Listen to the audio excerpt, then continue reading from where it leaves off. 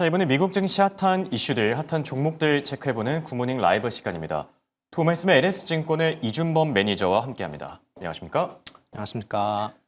오늘이 두 번째 출연이십니다. 그리고 또 진급하셨다고 들었습니다. 네, 맞습니다. 이제 선임 매니저가 되셨는데 축하드리고요. 감사합니다. 자, 미국 증시가 사흘 만에 또 이렇게 하락 마감하게 됐습니다. CPI 같은 좋은 재료들도 있었는데 발목을 붙잡았던 그런 부분들도 같이 있었던 것 같거든요. 한 줄 평부터 남겨주실까요? 예, 맞습니다. 먼저 한 줄 평 말씀드리면 S&P 500을 포함해서 다우지수랑 나스닥 세 지수 모두 하락 마감했고요. 네. 그리고 CPI 물가지수 발표가 있어서 장 초반에는 상승했으나 이후에 JP모건을 중심으로 은행주가 실적을 발표하면서 다우지수가 가장 크게 하락 마감했습니다. 네. 여기 또 파월 수사 논란까지 지속되고 있죠. 불확실성이 지속되고 있는 만큼 증시도 좀 하방 압력을 받은 게 아닌가 생각이 들기도 하고요. 자, 그럼 오늘의 굿모닝 라이브 이슈픽 바로 확인해 보시죠. JP모간 다이먼 CEO 연준을 지원 사격하고 나섰고요. FOMC 회의 전에 마지막 물가 지표가 공개됐고, 그리고 은행주와 항공주의 실적에 대한 얘기들 나눠볼까 합니다. 연준을 흔들면 금리가 더 오를 것이다. 파월 수사를 두고 월가 황제죠. 제미 다이먼 JP모간 CEO가 남긴 발언인데, 지금 트럼프 대통령의 이 파월 수사 어떻게 보면은 트럼프 대통령에게 좀 자충수가 될 수도 있어 보이긴 하거든요. 해당 이슈는 요즘에 어떻게 좀 보고 계십니까? 예, 맞습니다. 지금 법무부가 연준의 대배심 소환장을 발부를 했는데요. 일단은 전반적으로 보면 트럼프가 의도하는 것은 달러를 약하게 만들고 싶어 하는 거거든요. 거기에 동시에 금리도 인하해서 유동성을 늘리겠다. 11월 중간 선거 전까지 유동성을 늘리고 달러를 약하겠다라는 정책을 계속해서 피고 있는 것으로 보이고요. 일단은 지금 시장 전망보다는 연장준비은행 이사들이 트럼프 권하는 인사들로 채워지면 시장 전망보다 금리가 더 빠르게 내려갈 수 있습니다. 그럼 단기적으로는 유동성이 늘어나면서 증시에는 호재로 작용을 할 텐데요. 그렇죠. 하지만 그 이후에 다음 스텝이 있다면 금리가 내려가고 경제가 좋아지고 그 다음에는 물가가 다시 인플레이션이 올라올 수 있거든요. 그럼 그 다음 스텝에는 더 큰 금리 인상이 올 수도 있습니다. 그렇게 된다면 중장기적으로는 증시에 안 좋은 영향으로 작용을 할 수도 있습니다. 예. 네. 그러니까 이게 지금 뭐 트럼프 대통령이 결국 원하는 거는 금리 인하인데 이 연준 위원들이 그렇게 좀 호락호락한 것 같지가 않아요. 말을 좀 잘 안 들어주고 있는 상태거든요. 트럼프 대통령이 파월 의장을 계속 저격하고 있는 이런 상황은 또 어떻게 보고 계세요? 예, 일단 일시적으로는 트럼프가 파월을 기소하겠다 정치적으로 압박을 하고 있지만요. 파월의 임기는 5월 정도에 돼 있기 때문에 임기 만료가 5월에 있기 때문에 사실 거기에 크게 영향을 받는다고 보지는 않습니다. 그렇다 하더라도 트럼프가 의도하는 거는 말씀드린 것처럼 달러를 약하게 만들고 싶어 하거든요. 연방준비은행의 이제 통화 정책에 개입함으로써 신뢰도를 떨어뜨리고 그렇게 되면 달러가 약해지고 결국 달러가 약해지면 미국의 제조업을 다시 살리겠다라는 의도가 숨어 있기 때문에 그렇게 본다면 트럼프는 전략적으로 정책을 잘 피고 있다. 그렇게 볼 수 있을 것 같습니다. 네. 당분간 트럼프 대통령의 파월 압박 조금 더 이어지지 않을까 생각이 들고요. 그리고 CPI에 대한 얘기도 저희가 나눠봐야 되겠죠. 미국의 CPI가 발표됐는데 우선 데이터들부터 좀 구체적으로 짚어주실까요? 예, 오늘 밤에 미국의 CPI 소비자 물가지수가 발표되었는데요. 일단은 물가지수는 좋게 나왔습니다. 시장 전망은 헤드라인 전년 동기 대비해서 2.7% 상승 그리고 이었는데 실제 발표는 헤드라인 전년 동기 대비 2.7% 상승했고요. 그리고 근원 CPI 기준으로는 시장 전망은 2.7% 전년 동기 대비 전망하고 있었는데 실제 발표는 플러스 2.6% 발표돼서 시장 전망보다 물가가 더 빠르게 안정된 모습을 보여주었습니다. 그래서 하지만 물가지수는 이제 연방준비은행의 목표 기준은 2% 수준이기 그렇죠. 때문에 그거보다는 높은 물가가 나왔지만 물가는 빠르게 안정되고 있다. 그 정도는 저희가 확인할 수 있었습니다. 네. 앞으로의 인플레이션 추세는 어떻게 될까요? 좀 더 안정 추세를 이어가게 될까요? 아니면 중간에 혹시라도 좀 반등할 만한 그런 변수들도 있을까요? 예, 맞습니다. 사실 물가가 안정적일 수 있었던 이유는 국제유가 덕분인데요. WTI 기준으로 22년도 정도에 피크아웃을 찍고 계속해서 하향 안정화되고 있습니다. 뭐 지금은 오늘 50에서 60달러 뭐 박스권에서 계속 왔다 갔다만 하고 있는 상태죠. 예, 맞습니다. 지금 오늘 뭐 단기적으로 지정학적인 이슈 때문에 잠깐 오르긴 했지만 50달러에서 60달러 선을 유지하고 있고요. 거기에 대한 배경은 수요 측면보다는 공급 측면에 있습니다.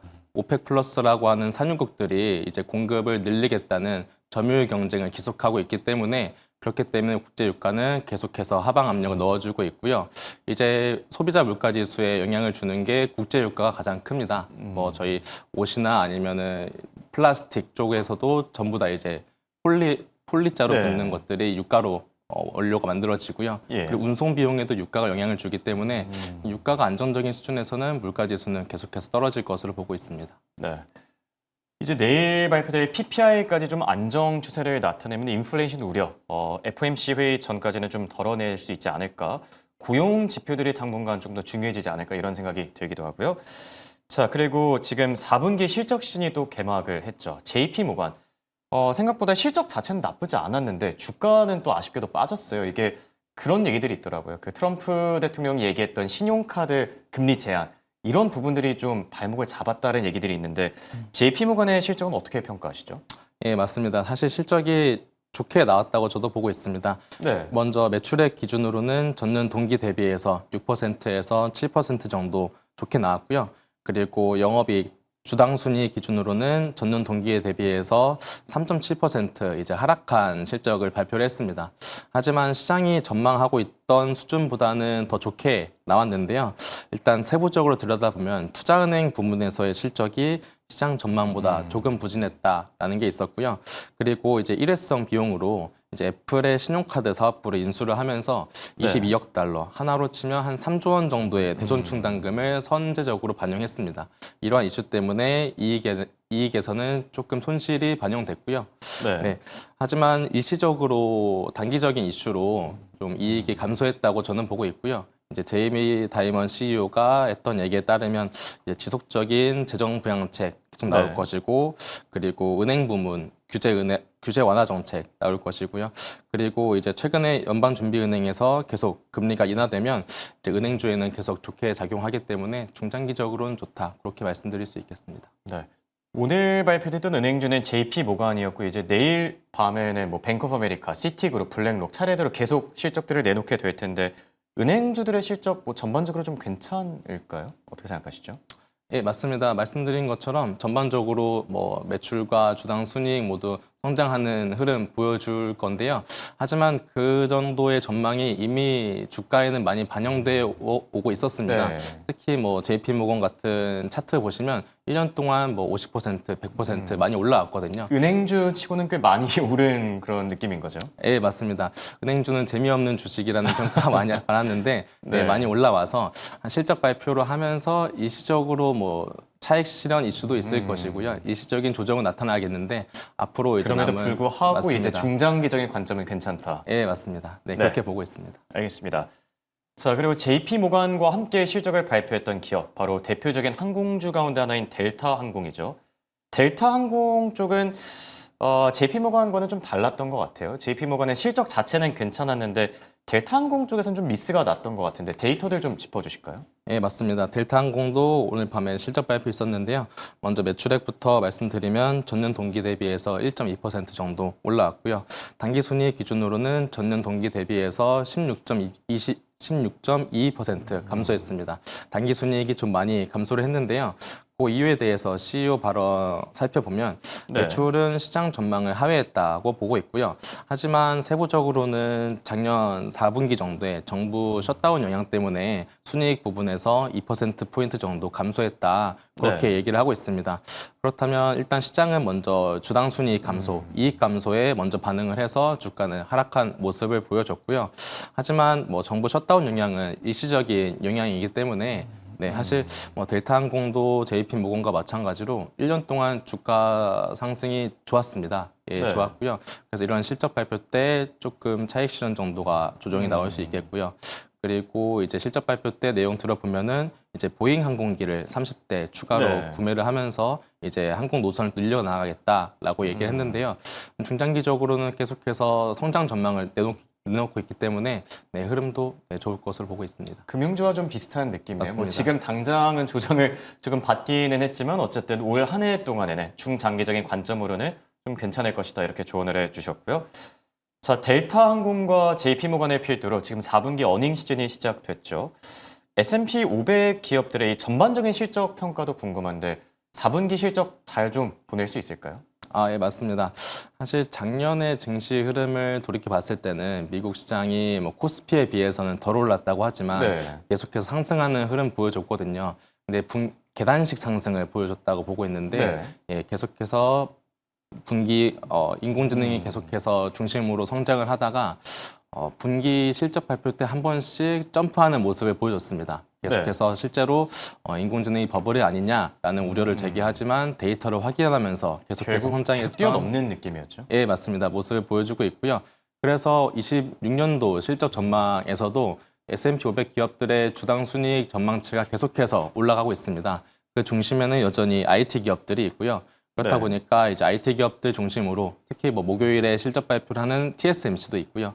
IT 기업들 중심으로 숫자를 확인하면서 계속해서 상승 추세 이어갈 수 있겠다라고 저는 보고 있습니다. 네. 필수 소비재 업종 이런 쪽은 또 어떻게 보고 계세요? 괜찮은 기업들이 있을까요? 예, 저희 26년도 이익 전망치를 봤을 때는 IT 기업에서는 뭐 25% 정도 전망치가 올라가고 있는데요.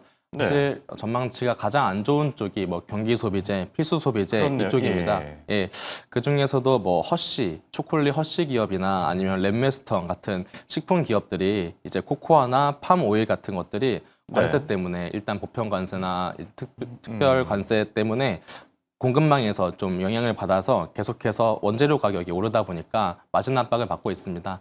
그래서 IT 기업들은 전망이 올라가면서 좋게 보지만 이런 관세 영향을 받는 기업들은 네. 아무래도 올해 좀 부진할 수도 있겠다 그렇게 보고 있습니다. 그러니까 결국에 정리를 해 보자면은 이제 AI 쪽에 좀 더 이제 치중하고 있는 기업들은 좀 더 각광을 받을 가능성이 크고 방어주 성격의 그런 기업들은 조금 더 좀 아쉬운 흐름이 이어지지 않을까 이런 생각이 들기도 하고요. 자, 기업 이슈들 얘기 조금 더 나눠보도록 할게요. 오늘 특징주를 엔비디아 우선 들고 와 주셨는데 엔비디아가 1분기에 주목할 만한 그 성장 모멘텀이 있을까요? 예, 맞습니다. 엔비디아는 뭐 지금 너무나도 이제 대한민국 투자자들이 잘 아시는 종목인데 이제 많이 올랐던 종목들에 비해서는 어떻게 보면 소외받는 종목이 예, 되고 있거든요. 이게 예. 박스권 한번 갇히고 나니까 좀 예. 답답해하는 분들이 많더라고요, 사실. 예, 맞습니다. 하지만 저희 지난주에 있었던 CES 2026년에 따르면 네. 거기에서 추가 호재가 나왔습니다. 아. 예, 일단 엔비디아의 지난 25년도 10월에 얘기했던 수주 잔고가 5천억 달러 정도 된다라는 것은 엔비디아의 연간 실적보다도 2배 이상이 나오는 거거든요. 네. 예, 거기에서 더해서 지금 블랙엘 플랫폼에서 다음 차세대 인공지능 반도체가 베라루빈 반도체인데 거기에 대한 주문을 받기 시작하면서 실적 모멘텀이 계속해서 올라오고 있습니다. 네. 이렇게 실적 전망은 올라오고 있는 반면에 지금 가격은 아시다시피 계속해서 박스권 흐르면서 조정을 받고 있는 모습이고요. 그렇다 보니까 지금 12개월 선행 PER 기준으로 지금 밸류에이션이 25배 정도 됩니다. 예, 이 정도가 지난 과거 5년 평균 대비해서 많이 낮아 있는 수준이기 때문에 좀 저가 매수 관점으로도 접근할 수 있지 않을까 그렇게 보고 있고요. 네. 가격은 뭐 나이키나 그런 필수 소비재 기업들보다도 많이 싸져 있는 수준입니다. 네. 그리고 두 번째 기업으로는 오클로를 들고 와 주셨는데 저희 시간대 오클로 얘기는 좀 오랜만에 해보는 것 같아요. 원전 이제 SMR 관련주들 최근에 어떻게 좀 보고 계실까요? 예, 맞습니다.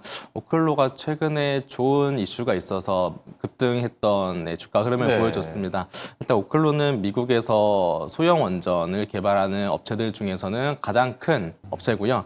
최근에 주가 모멘텀은 이제 메타랑 계약 건이 있었습니다. 네. 예, 기본적으로 오클로는 직접 원전을 건설하고 소유하고 운영해서 이 전기를 판매하는 사업자인데요.